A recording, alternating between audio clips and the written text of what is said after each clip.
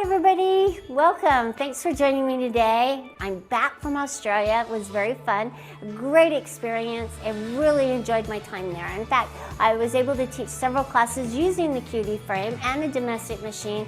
It was so much fun. I got to see Melbourne, Australia, and it's a great place to visit, so if you ever have the chance, head on over. But I wanted to talk about our community of quilting, quilters out there, and we have a Facebook group, and you can join us on Facebook and make your own comments and everything. So join us with Grace Company Quilting on Facebook. Now, if you're not a big fan of Facebook, we have other places that you can see what's going on, what we're working on, and what we're posting, and that's Instagram. So if you like Instagram, check out what Grace Company is doing at the sign, Grace Company Quilting for Instagram, and then TikTok. You can also see what's going on TikTok. They're fun little videos that you can just peruse and look through, and that TikTok is at Grace Company. Well, join our fastest growing, our largest growing community, and that's our home-based quilter community. And if you want to see where to join that, and really, I really encourage you to join this group, is to go to our website. That's graceframe.com. Check out the home-based quilter, and then click on Join the Community.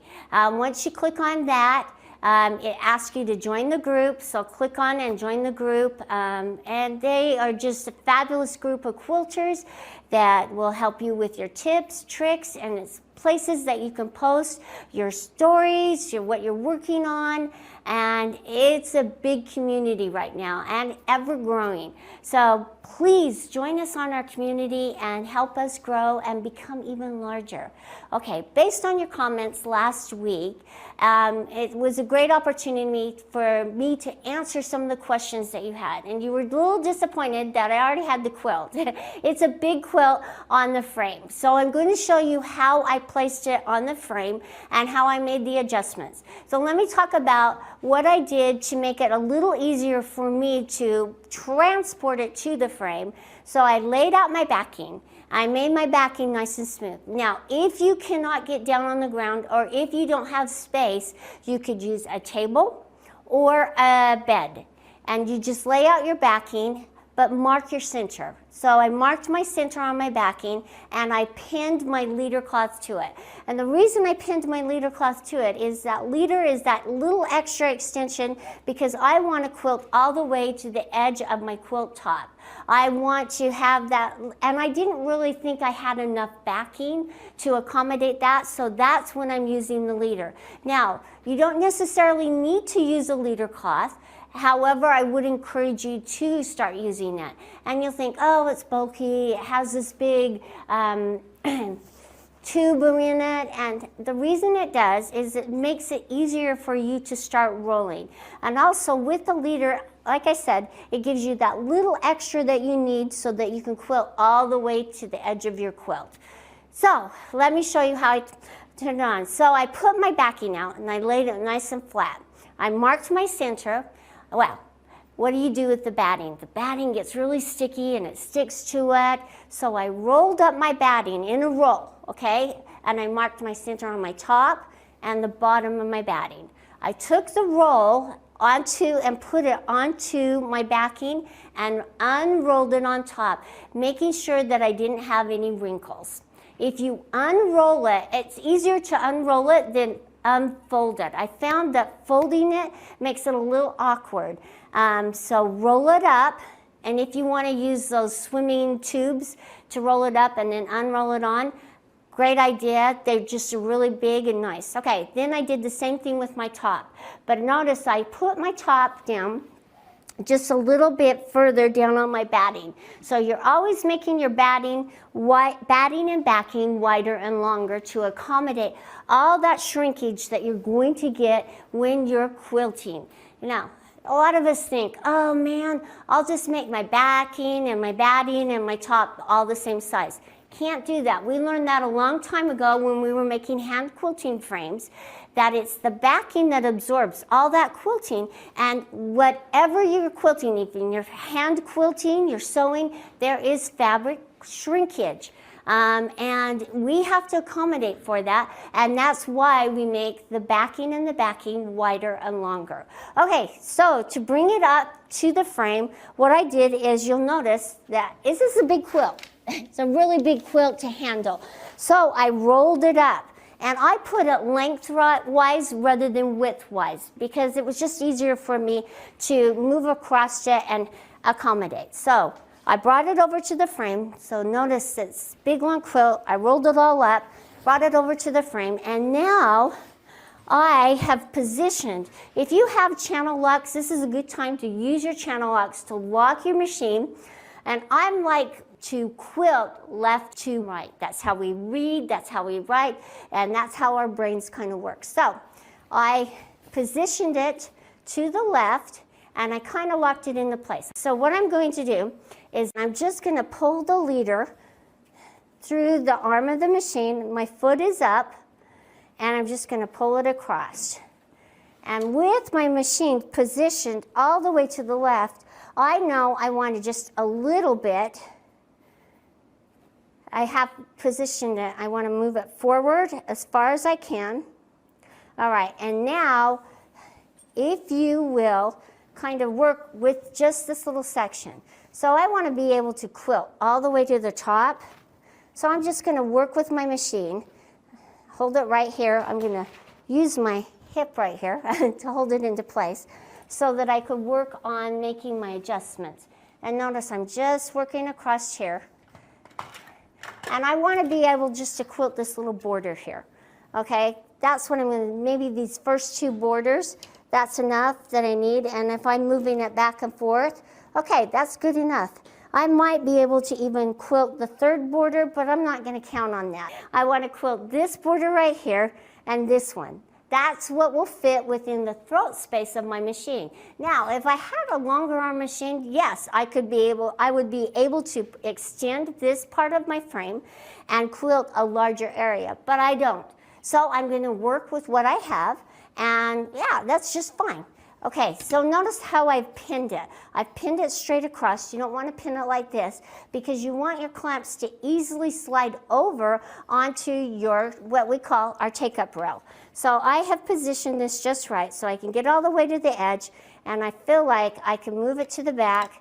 And now, as I clip it on, notice what's going to happen. I'm going to lose just a little bit, and it's going to pull it up. So I just want to make sure, again, that I'm pulling it forward. Okay, so that's good enough, and I'm able to move across the top. And I probably don't have it pinned on as straight as it could be, but that's okay. I'm free motion quilting. I'm not doing an edge-to-edge design. And so if I was, I would try to get it on a little straighter, but you just, with the automation though, what's really cool is that it will adjust to how your quilt is positioned. So notice now I need to roll it up, and now clamp these in place. Make sure that you get all your clamps on there, like I said last week. Really important because they will grab and catch, especially if you have a base on your machine. And having these leaders just really helps you start rolling.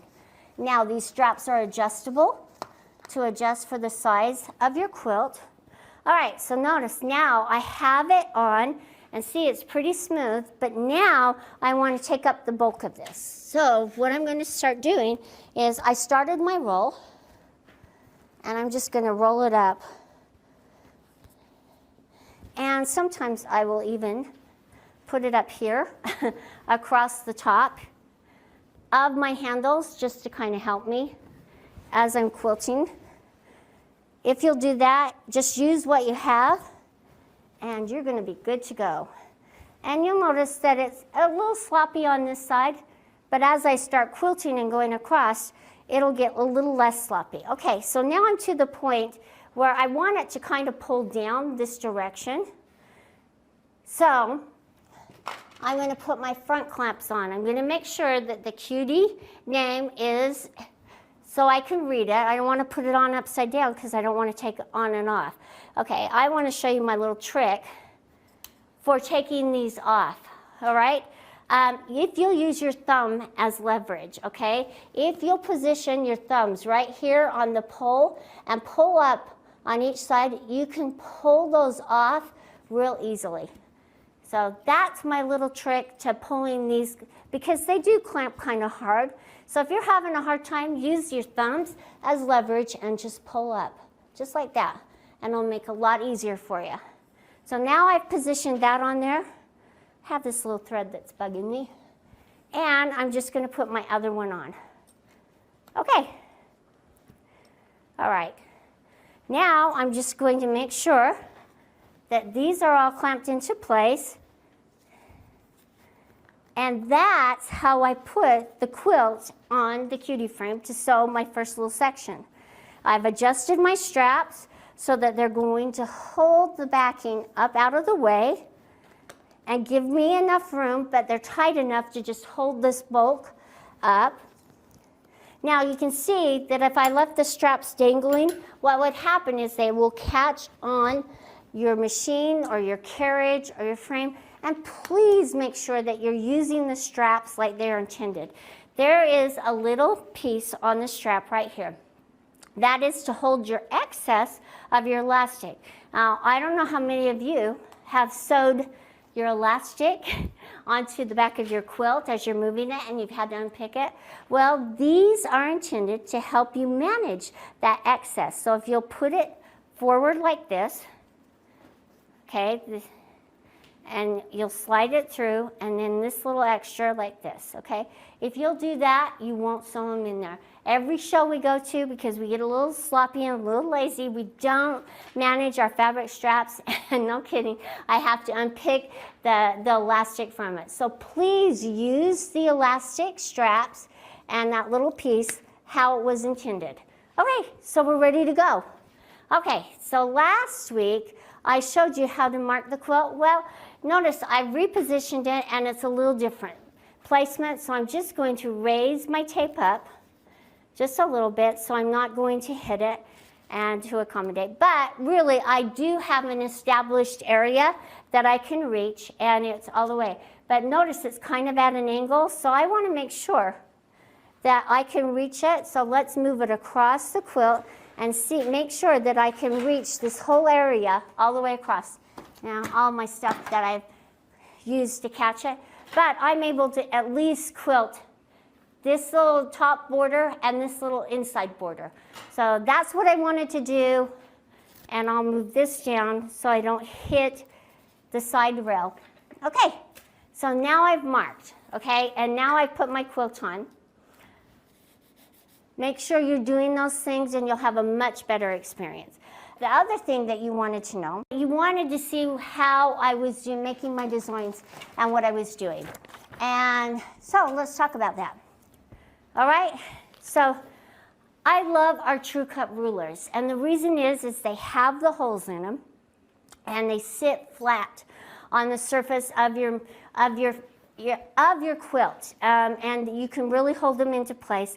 I use them all the time. The holes actually make it easier for you to mark. So if you need to mark a 1/4 inch in, that's all I would do is I'd angle it on there and mark. And I'd use a white chalk pencil, make sure it's sharpened, and I just go right along here. And that is my 1/4 inch, which is going to accommodate my binding, okay? So I just mark along there, and that is my marking line all the way across my quilt. That's one thing that I really like, because I don't have room to fit it up here. So if you had a smaller ruler, you could do it that way. But with our True Cut rulers, that's what's the beauty about them, is that you're able to mark, and you can use these little holes to help you mark. They also help you stabilize the ruler, and they also help you line the ruler. As I was teaching a long time ago some kids to quilt, they were really having a hard time marking their 1/8 inches. And so with the holes, it allows them to see it a little better on the fabric so they can align it from the bottom to the top, and they get a nice straight cut. That was the other reason that you have the holes. All right, so now you know that story. Let's talk about our designs. So I was thinking about what kind of a design. I didn't want to use the same old up, down, up, down. I wanted to add a little element of fun and whimsy, and I came up with this little heart. And I know it's not my idea, okay? I know others have used it, but it was how to quilt this heart. And so I just made it a little practice. And what I'm going to do is show you how I'm making this heart right here. And then we're going to do a little printable, and I'm going to take you to the website and show you how to print off those downloads so that you know how to access them and find them more easily. So I'm just going to use my ruler here, and I'm going to kind of make a border. So I'm just going to make it, I know my border is probably, let's see, it's going to be a 2-inch border by the time it's done, but that's okay. I'm just going to, I want you to be able to see. So I'll do a little line here, and then I'll go 2 inches this way and line it up and kind of make a 2-inch border. All right, and then I want to make sure that I'm coming across and doing the same thing. So I'll make a line across here.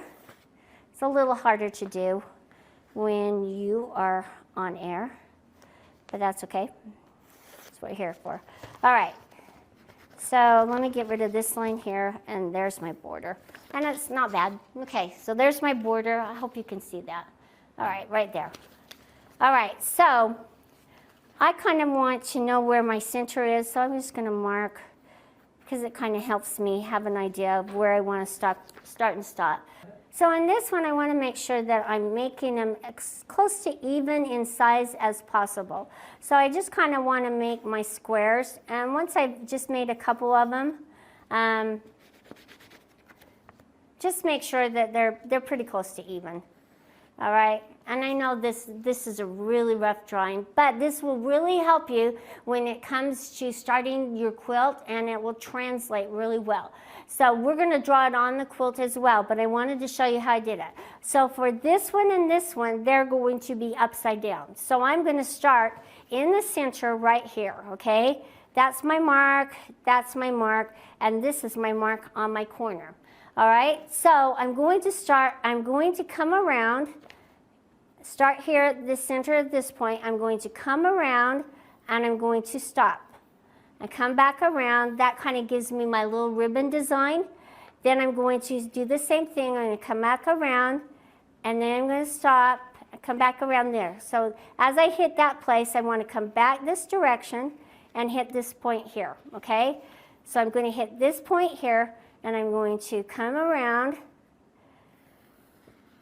and hit this point. So I want to come back around here, and I'm going to come back up and hit this point, and I get a lot smoother as I go around, okay? And then you're just going to keep going. So you're going to come back, hit this point, and then you're going to, as you come back around, you're going to want to come down, and you're going to want to hit the center of this point, and then come back up and back up. So we have some cross lines, but that's okay. On this pattern and this design, it's going to look fine. I'm just going to go up, down, up, down. So I hit this point. So now I want to come back up, and I want to start here, and I want to come around just like that. And just keep going back and forth, okay? Or you could come around here, and then you could butt it up and go like this. So you'll find your own method of how you want to do it, okay? Sometimes it's easier just to start back at the top, which is fine. You know, do what works best for you as you're quilting. So now let's draw it on my quilt, okay? So let me pull the machine out of the way now, all right? Because I'll have to rethread it and everything, so that you can see what I'm doing. I'm going to put my machine down here. I'm going to make my squares square, and I'm just going to mark on my quilt, okay?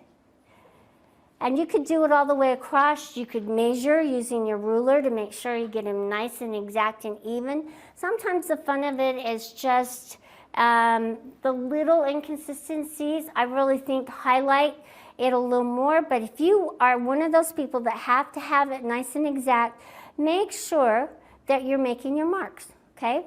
And then we will do it up here, and we'll just keep going across and keep going across. And then by the time we get to the other corner, we're gonna have to make some adjustments, which I know.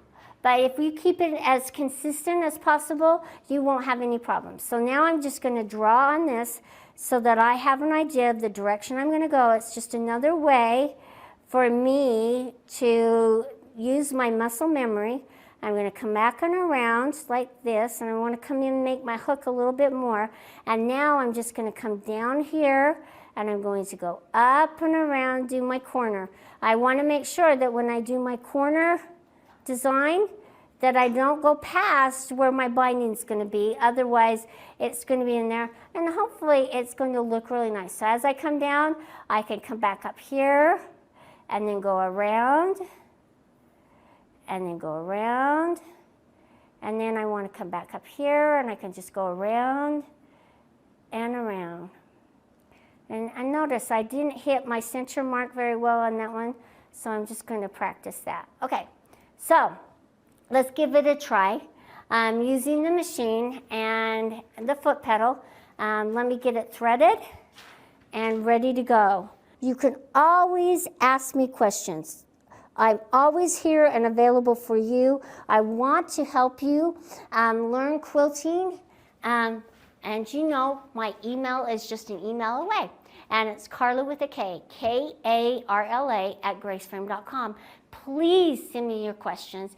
Please let me help you. And by you asking me these questions, you help a lot of other quilters out there because they're probably thinking the same thing, and it's something that I haven't thought of. So let's give it a try. We're gonna always pull up our bottom thread. All right, and like I said, this week I'm using the foot pedal. And notice my handles are kind of wobbly, so I want to make sure that my handles are stable, okay? And they're out far enough that I can quilt. So I'm going to position my foot pedal because I'm not really used to standing and quilting. I mean, I've done it a few times. So we're going to give it a try, okay? I don't know, let's try it standing first, okay? I'm going to position my foot right here where I want to start. I'm going to use my needle up, needle down. So to pull up my bottom thread, because I want to know where it's located, and I want to make sure that I have enough excess that when I push it in the down position, and I don't want it to be knotted up, because that will cause problems, or twisted. So I'm going to just hold my thread off to the side, use my needle up, needle down, and I want to position it in by the corner of the inch. Okay, there we go. And I'm just going to pull up my thread. Now you're probably wondering, oh, get that fabric out of the way. Well, that's my fabric to test the tension. You never know what little gremlins come around as you're quilting. And okay, so notice what, I want you to notice what I did with my foot pedal. So notice how I position my foot pedal. It's on the side. That's because on these Jukies, they have a thread cutter right here at the front. I hate hitting that thread cutter, and it's more comfortable for me just to position my foot like this and push down on it. And we're just gonna go for it and enjoy the quilting process. So I wanted to make sure that my thread was underneath it, but I might not worry about that so much. Okay, so now I'm just going to remember my movements. I'm going to try and get my speed up, okay? Because it's not stitch regulated, so I'm in control of the speed of the machine by pushing on the foot pedal. All right, and many of you probably think that as a challenge. I will rise to the challenge and try to adjust it. Now these Jukies are fast machines, so I want to make sure that I get a feel for it, and as I get going. So my movements, as I'm doing it, reflect, okay, and I'm going to come back around my speed of my machine. So I'm just going to come around and give it a little bit more speed, but see, that wasn't very good. So I will probably be unpicking that. I'm just telling you. And then as I come down here, I want to hold this, okay? So I'm just going to hold this, okay? I'm going to give it a little bit more speed, come back around. So that first one was kind of, I didn't like it. but I'm just going to come right around here. But that's the beauty of this. I'm going to come back here, all right, and then I'm going to come around here. I'm just going to work on this and get it the way I want. I'm used to a little bit longer arm machine, and I'm used to a stitch regulator, so I'm just going to come. Notice what I did, I had my pin there, so that wasn't good. I'm getting a little better. All right, I'm getting a little better. Still, I'm going to unpick this one and redo it. I may not unpick these two. I'm not sure. It's a good thing it's green thread on the blue fabric because I really don't want you to see this one, and I really didn't come out far enough. I didn't make my adjustments like I needed to. Mark your quilts. Practice those designs. The more you practice, the better it will reflect. Now, as I'm going along, by the time I get to the end of this first row, I will have this down. So give yourself a chance to not be perfect at first, but enjoy the process. And don't worry about the little things. Now, if you're a perfectionist, unpick it. I mean, these are large enough stitches that you can unpick it and you can start all over. Like I said, I am going to unpick this one, and I may unpick this one. I really like my corner one. It looks pretty good, and this one. So these two are the ones that I was really struggling with. They're the upside down ones. So that makes me know that I need to go back and work on my drawing, on my pattern, and the upside down ones, transitioning from the up to the down position. Work on it, have fun with it, and play with it. So let me show you how to download our patterns and things like that. I know a lot of you have a hard time finding them, so please go to our website. That's graceframe.com. Make sure you're registered and that you've logged in. Find the events schedule. Click on that, find Tuesdays with Grace. Then you'll see it pull up the page. We'll see what's next, watch all the episodes, join us on social media, and then see more from Grace. So let's check the schedule. If you click on check the schedule, you can scroll down, you can see everything I'm working on. So let's go to the I rule, because I did do a download for that. So if you click on I rule and you scroll down on that, you will see a download. All you have to do is click on that download. It will download it to the bottom of your screen, and then you can print it off. So make sure that you're accessing all this wonderful free information to help you quilt. We'll have the little designs so that you can practice it, and we'll give you a lot of inspiration. So check out Tuesdays with Grace, the events, and find those downloads. There's a lot of them out there for you to enjoy. Okay, so next week, I'm going to introduce what we call is a stitch regulator. Rather than using the foot pedal, which can be a little bit of a challenge and adjustment for you, the stitch regulator is plugged into where your foot pedal port goes, and it acts as an on-off, and it keeps your stitches consistent as you're moving the machine across your quilt. So it eliminates you from having to play the guessing game of how much I'm pushing down on the foot pedal and moving the machine. So it takes that all out. So join me next time when I add the stitch regulator and show you how that works. So we're going to continue on building out this beautiful quilt and quilting it with our domestic machine. So I'm going to show you the stitch regulator. Then I've ordered a ruler base, and we're going to show you how to use a laser. So a lot of exciting things to come using the Cutie frame and our domestic machine and quilting this fun quilt, this big quilt. So join me next time, and I look forward to seeing your comments on Facebook, Instagram, TikTok, and please join the HBQ community and send me your questions. I'm just an email away, and I want to hear from you. I want to see what you're working on. I want to show off your progress like I like to show off mine. And next time I come back, I will have my border quilted. I'll talk about the sectioning it off, and then we'll add that stitch regulator on there. Please take care, be safe, and be happy while you're quilting, and enjoy the process. We'll see you next time. Bye-bye.